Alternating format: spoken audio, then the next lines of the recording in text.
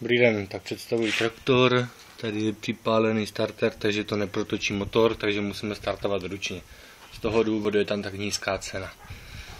Já si tady pootočím, ať to převalí se přes píst, je to 4takt, takže pak bude líp protočit. Tak, teď si tu položíme na mobil, abych mohl nabrat.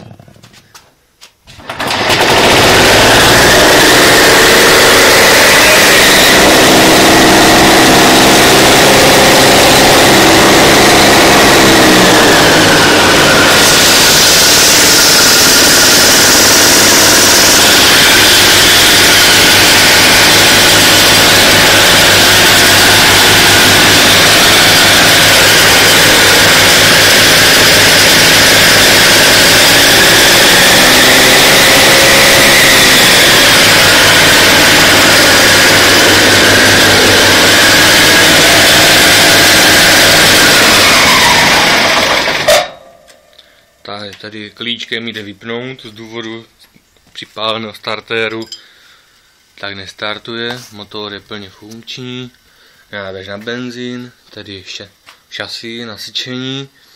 Teď jsem vyřezal tady momentálně boční výhoz, protože s tím budu sekat, pokud se neprodá, velkou trávu, nebo jde přiložit plastová originální taková chytací nádoba do koše, koš, který je pod sedlem, který se musí vyndávat.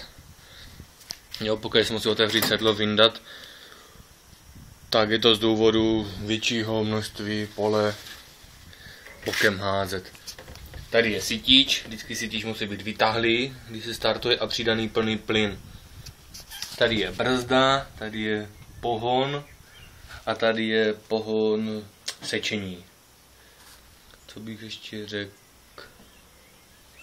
Je tady nastavit nějaké 4 polohy sečení.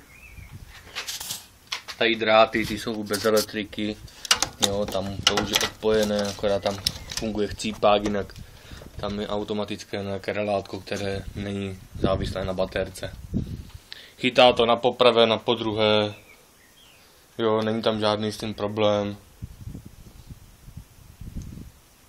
Takže když to zavřu, jak to vypadá, zavříte, tak to je tam hodně velký rejt, akorát je tam problém na zpátečku.